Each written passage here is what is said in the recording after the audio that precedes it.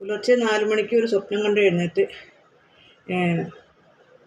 വീണ്ടും കിടന്നുറങ്ങിയപ്പോൾ കണ്ട മറ്റൊരു സ്വപ്നം, നല്ല രസകരമായ സ്വപ്നം. ആ നേരം വെളുത്ത് 6 മണി വരെ കണ്ടത്. ഞാൻ ചൈനയിൽ പോയിട്ട് എന്തോ മോട്ടിവേഷൻ ക്ലാസ് എടുക്കുന്നു. കുട്ടികൾക്കൊക്കെ എന്തോ മെഡിറ്റേഷനെ പറ്റിയോ എന്തോ കൃത്യമായിട്ട് ഞാൻ ഓർക്കുന്നില്ല എന്താ സംഭവം എന്നുള്ളത്. പക്ഷേ ഏതോ സ്കൂളിലൊക്കെ ചെന്ന് പ്രിൻസിപ്പാളിനൊക്കെ പറഞ്ഞ് കുട്ടികളൊക്കെ കണ്ടു. കുറേ കുട്ടികളൊക്കെ മനസ്സിലുണ്ട്, അവരുടെ മുഖങ്ങളൊക്കെ.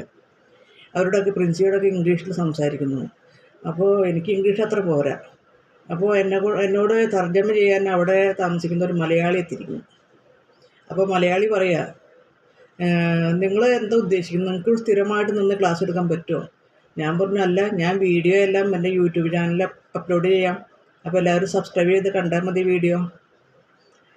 അങ്ങനെയൊക്കെ കണ്ടൊരു സ്വപ്നങ്ങൾ എന്തോ ഒരു സന്തോഷം പോലെ തോന്നി.